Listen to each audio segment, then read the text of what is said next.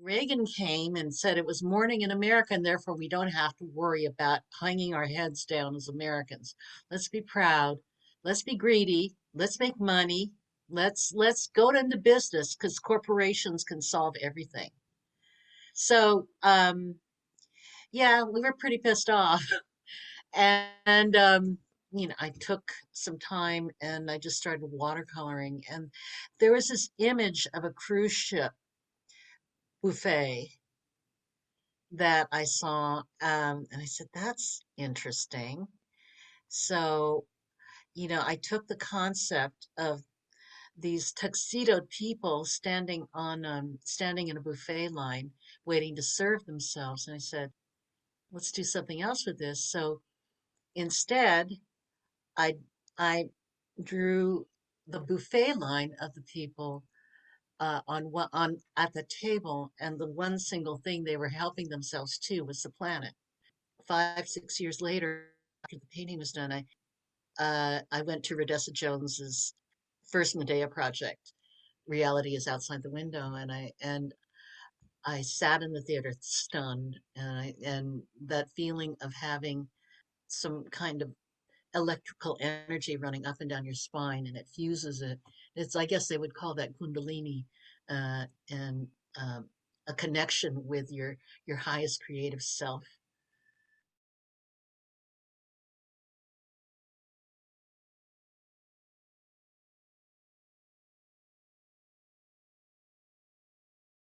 She has always inspired me to keep going. Keep going. When I'm like, oh, Faith, for God's sakes, get it together. We both got to just like settle, move away from here, and just be old broads together. And she says, no, Ro, there's another show, and we're going to do so and so and so and so. So I'd like for you all to help me do this. There's a ladder. There's a ladder, okay? And yes, yes. And it's a movement thing. So everybody's going to point there. Let's see, there. And it's about hopes and dreams. I found this in but you got to really point. There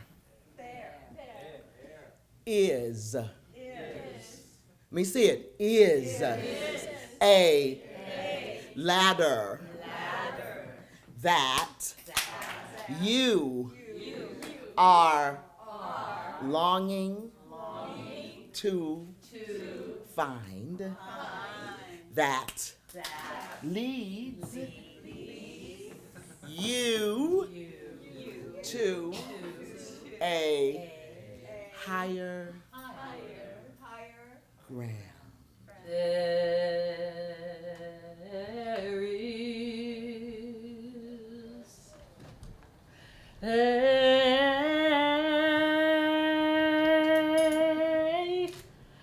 ladder that you are longing to find that leads you to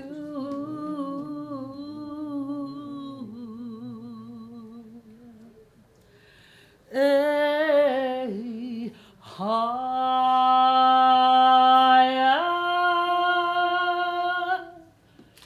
ground. And here he is. I didn't start out to become a political artist. You don't, if young people out there, if you plan to be a political artist, don't say you're a political artist. Just say what you feel. Think about your community and think about yourself. This address is for all the young people in this room. Your body is a community. The ownership of your body is powerful. The agency of your body is powerful. It doesn't matter if you're a woman, a man, if you're fluid, whatever you decide about who you are, that acknowledgement is powerful. the bodies around you are your community. Your country is your community. What I try to do here is take the seed of rage, which seems to fuel a lot of my work, and turn it into beauty. To take death and turn it into life. And as artists, that's our job, that we owe it to the world, because the world is fucking on fire. So we need to put the seeds of raging love out there into the world, because that's our job now. Our job now, to push it into the next better phase. Because we have had enough of this phase. This phase has lasted us for 30 fucking years. It's time for something else. So for that, I hope that this is inspiration. It's not dated, fortunately, Mark. Thank you, by the way. It's not dated, it's still timely. And the reason why it's timely is because it hasn't changed and we need to start working. So as artists, we have power. We can do this. So I'm going to read a new poem called Homeland. Hopefully it won't offend anyone, but I think it's an important idea.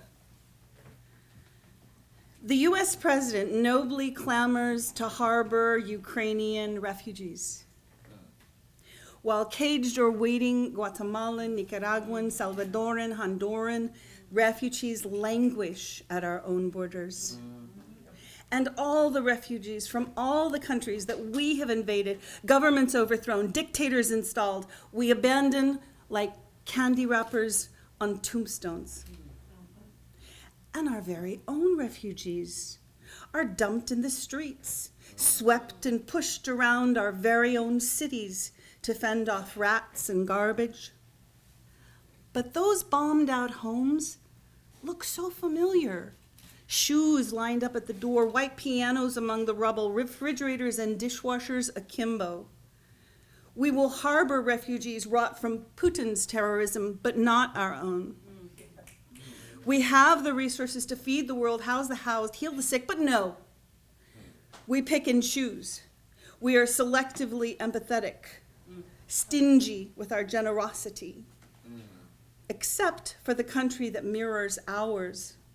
Not the dark ones with shacks and shanty towns, not the ones whose citizens have become indentured to violence, not the 11 million starving in the Sahel.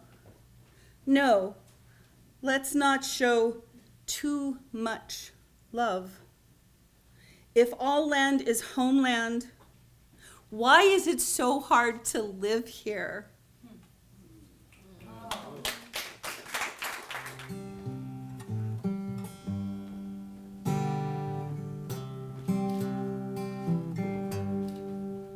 Tidal waves of troubles greet me with Wall Street winter stares. In a glass house, in a hurricane, ecstasy loves despair. 10,000 wine red roses meditate in spring red in a glass house in a hurricane. There's a rip and a tide of shame.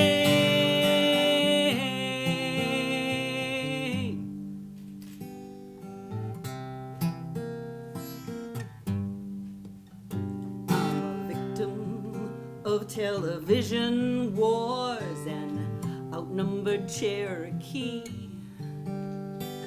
wired into realms of hell inspired by covenants with greed. OAQ dog-eyed sentinels shed debts and false loyalties in a glass house in a hurricane. There's no enemy to defeat.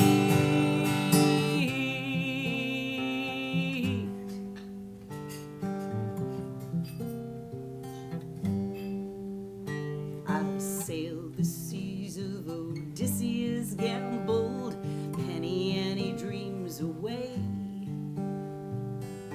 under the thumb of a careless God whose reckless hand betrays the hearts of dime store heroes, the muscle in every slave in a glass house, in a hurricane. Every dream has a price to pay.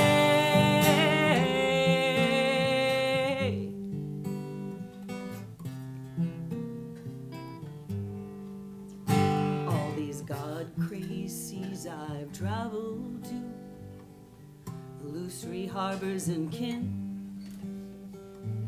return to the looking glass, hurricane, mute muse of the lyre within.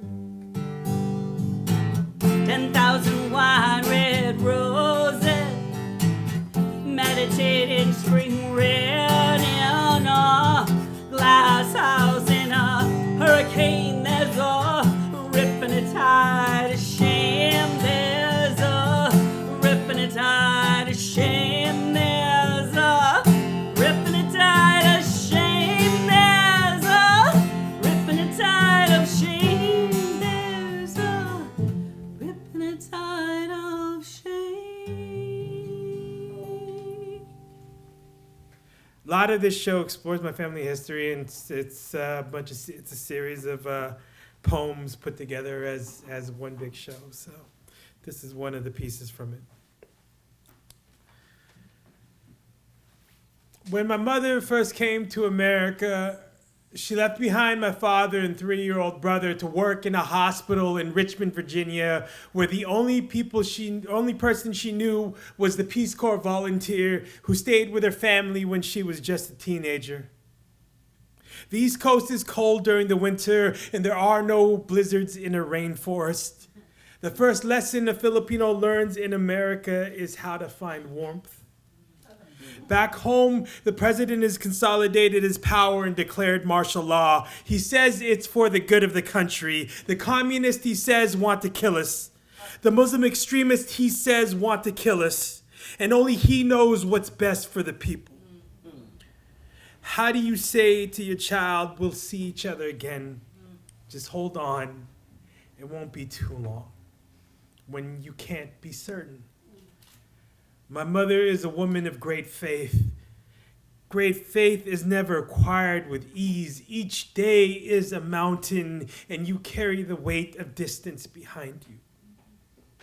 I imagine the day my father finally arrived was the first day that he had ever seen his own breath in the air. The day my brother learned our mother keeps all of her promises. I thought I was just a block of clay they found on a Virginia beach that they took across the whole of the country, 5 days on the road, with nothing left to discover because every journey isn't meant to become an awakening of ourselves. We moved to San Francisco and lived next to the animals at the zoo, next to an ocean that was the only thing connecting us to home. Each night, one night, my mother opens her stomach and asks my father to place me there for safekeeping.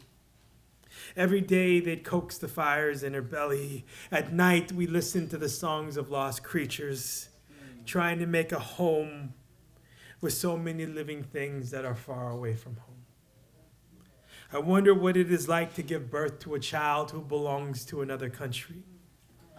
Who becomes the foreigner then? Which one of you is truly displaced? What do I get to be in this country? The birth of a new world for my parents or the death of an old one? There's a price to knowing you are both a thing that creates and destroys just by being. And still, they will love you. And to be loved can never be painless. How much of history is a man in a room looking at a map saying, I want that? Never mind that a map is only an approximation of a space, how we feed the imagination of borders, how we say who gets to make a border. Maybe a country is nothing more than a system of beliefs shaped by violent acts. A creation myth that begins in death and is supplemented with Bibles. And the inhabitants of 7,641 islands suddenly find themselves countrymen because someone wanted and believed they should have, as if we were devoid of want ourselves, as if certain wants are to be subsumed by other wants, the violence of our crafting, flattening over the lens of time, and so we are, but we are in response to. That is the historic for us. Made against, moved within, moved through, in spite of. So much of history is a document of people taking things from other people. There are books filled with them, the great takers of the world. Movies where this taking is reimagining, only this time everyone has really great abs. A map started simply enough, right? Someone sitting in a room wanting to know, where am I? And I feel that so much. I want to know where I am all of the time. When my parents looked at a map, they saw that to want would mean to lose. To have would mean to lose, that our desires are wrapped in cost. Once a man told me he wanted to pray for my happiness, and wouldn't I join him in praying for us all to be happy? And I'm not sure why it is I don't wish to pray for anyone's happiness. Happiness is passive. I pray for your liberation. May all beings be free. I can get happiness with a chocolate chip cookie. I want time, and I will take it. Even if it is spent and used up and written over again, even with it burdened and renamed, even if it is made to wear different clothes, a different tongue, even if it speaks the wrong language, even if I have to speak the wrong language back, I want this very history to fold back into itself. I want it to know my damn name. A clock ain't nothing but a series of gears. Time is a machine. And I'm pretty good at breaking machines. I'm waiting for the words to catch up to my heart, which is elliptical at the moment. There's an apology even I am expecting to bore out of my throat. But what for? What for? I am continuing to write in a font that displeases me. Everything shifts so rapidly, my body, the environment, my body, the environment. Why not return to something as aggressively unspectacular as Arial? A font for all my first thoughts. Today I typed the words someday again and deleted and retyped. Deleted and retyped. Inside of the collapse, I'm still holding on to narrative. This is not sentiment. It's how I keep my family together. When I breathe in deep enough, I feel it. All the old anger waiting to become newer anger. Not having the words feels a lot like not having something to hit. I think I wrote that in another poem before. What is the equation that solves everything? Ideas are commodity, even the idea that ideas are commodity. I don't even know what I have to sell.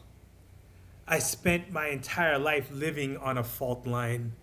I know all that's been made is inherently broken. This is not me being dour. This is me writing a note that says, I miss you. Like, I miss you, like trajectory. I meant it that way. But the one you're thinking, that works too. Thank you.